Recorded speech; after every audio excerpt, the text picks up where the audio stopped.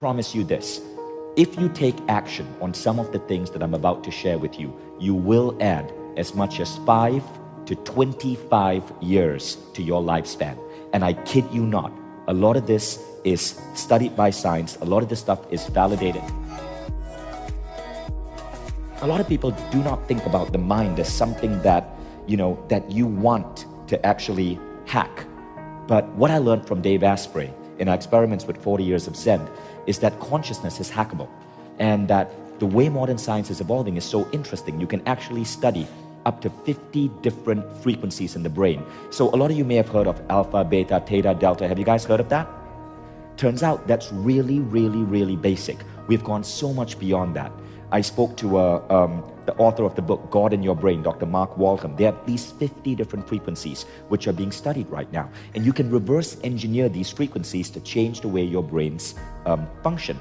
So I do this, JJ does this, Dave does this, and 40 Years of Zen is one of those things. Now, what I did that I found had the biggest result was this. I want to show you something really interesting. So if you can see that image there, that's JJ, Dave, and me actually looking at my brainwaves. That's what my brainwaves look like.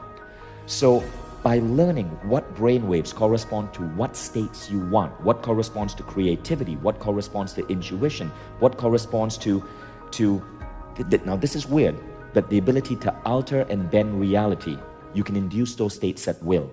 And then you can do more with life. So I actually learned how to function intuitively in a waking state. I learned how to make my meditation go really deep, and all of this through hooking my brain up and then studying these brainwave patterns.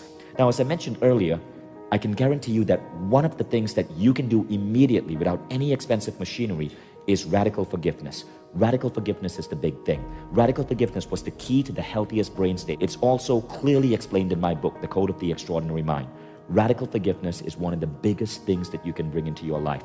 Forgive yourself or someone else that hurt you every single day. Now, the next thing that I worked on this past 1 year is refining my own meditation practice and being able to go into really deep, powerful states of meditation. Nothing comes close to the sixth phase. It isn't me who invented it. Rather, I looked at all the latest research on meditation and I put it together into one 20-minute hack. Do you know that most people who study meditation stop? They do not continue because they buy into so many bullshit rules about meditation, from you having to clear your mind to you having to breathe in and breathe out or chant mantras. A lot of that is outdated. I believe in science. I believe in what scientists are saying works. I believe in empirical evidence, studying it yourself. Sixth phase does this. There are 6 different levels of your self, your consciousness that you can level up on, that science shows has the greatest contribution to well-being. And the sixth phase takes you through this through the most effective way in 15 minutes. So the first one is compassion and kindness. So in the first 2 to 3 minutes of the meditation, you learn a simple exercise that helps you create compassion with all of humanity. Now, when you do this, you find that over time, and over time I mean within a month, within 2, within 3 months, your idea of yourself changes. You start to give a damn about the rest of the world. Your affinity to your religion or your tribe or your race or your country starts fading away, and you develop an affinity with the entire human race. You become more humanistic. And that's the first thing that happens in phase 1. Then you go on to phase 2. Phase 2 is about gratitude. Science has shown that gratitude has the single largest correlation with human well-being than any other character trait. So you then go into gratitude. Stage 3, you go into forgiveness. We've already spoken about that. Now, all 3 of those states have to do with blisscipline, with the idea of disciplining yourself to be in a state of bliss throughout your day, right? But then you go to phase 4, 5, 6, which is based on future dreaming. So phase 4, 5, 6 is about developing a vision for your future and the impact you want to have in the world. Phase 4 is basically thinking of having a vision for your life 3 years ahead. Phase 5 is having a vision for how you want today to unfold.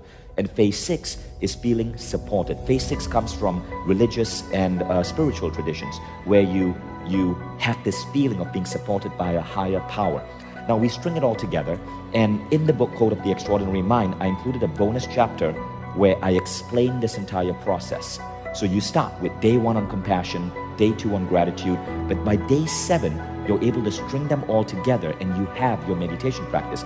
And entrepreneurs who do this, their lives change. Many entrepreneurs say, I'm so ADD, I can't do this type of meditation. This is designed for people whose mind, doesn't want to sit still. It's designed for people who want to go out there and kick butt in the world.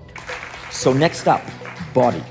So as I turned 40, I managed to get to a better fitness level than I was 25 to 40. So in the last, actually more than 10, but 15 years of my life. So I want to share with you what I discovered. So the first big thing is, how do you measure fitness? If you're not measuring it, you don't know that you're truly becoming fit.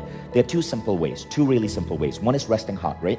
When I wake up in the morning, I check my resting heart rate and I try to keep it below a certain threshold. Now, I'm not going to share that number with you because it's different for different people based on your biology, based even on your ethnicity, based on where you live and the foods you eat. But you should know your resting heart rate and you should try to make sure that that isn't going higher. Higher actually means less fit. But the second thing I do is a simple concept called set points. So a set point is a simple measure that lets you lock onto a particular health level. You see, as we get older, different things happen to biology. We might put on weight around our waist or our thighs. We might lose our endurance or our fitness level. But most of us accept this as being so. We accept the fact that, when I'm 80, I probably won't be able to do as many push-ups as I can right now when I'm 35. Or, when I'm 70, I'll probably get some weight around your belly. Why? That's another rule that you want to disrupt. So what I do is I establish set points. See my belt? Don't worry, I'm keeping my pants on, people. So I have a particular loop in my belt. I've had that same hole in my belt for 10 years. Every time I find that I can no longer tighten my belt to that hole, I know that I have failed a set point. So my belt loop is a set point. And that means I immediately have to install what is called a set point correction procedure. So a set point correction procedure is simply, for me, it's 1 week low carb diet, working out in the gym twice a week. That's it.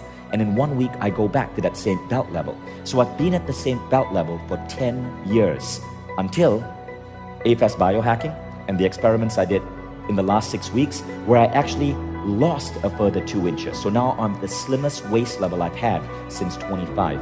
I'm actually in better shape now than I was in 25. Check this out. This vest, I bought this vest 8 weeks ago, right? This is how loose it is for me right now. 8 weeks ago, this was a V-shaped vest. It was actually slim fit.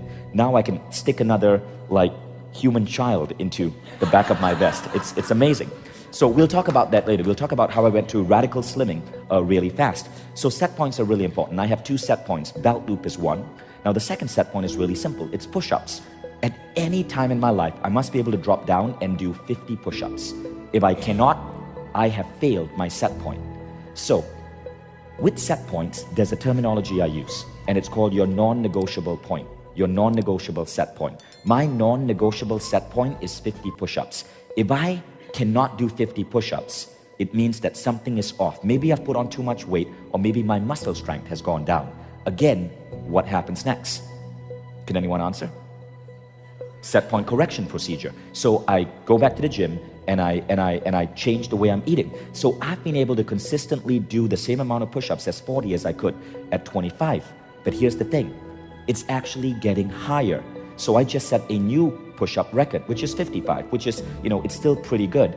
But here's what happens. Every time you fail a set point, let's say I wake up one day and I cannot do 50, I can only do 47. What happens is, not only must I correct myself to 50, I must level up by 1.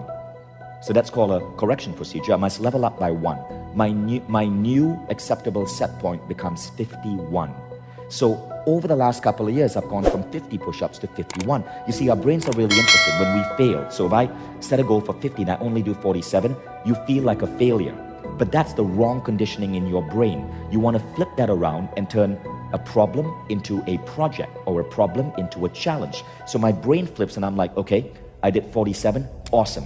Now this means I got to raise my set point to 51. So now for the next 2 weeks, I'll do push-ups, I'll go to the gym, I'll eat healthy, and I get to 51 and then 52. I want to be able to do 100 push-ups at 80.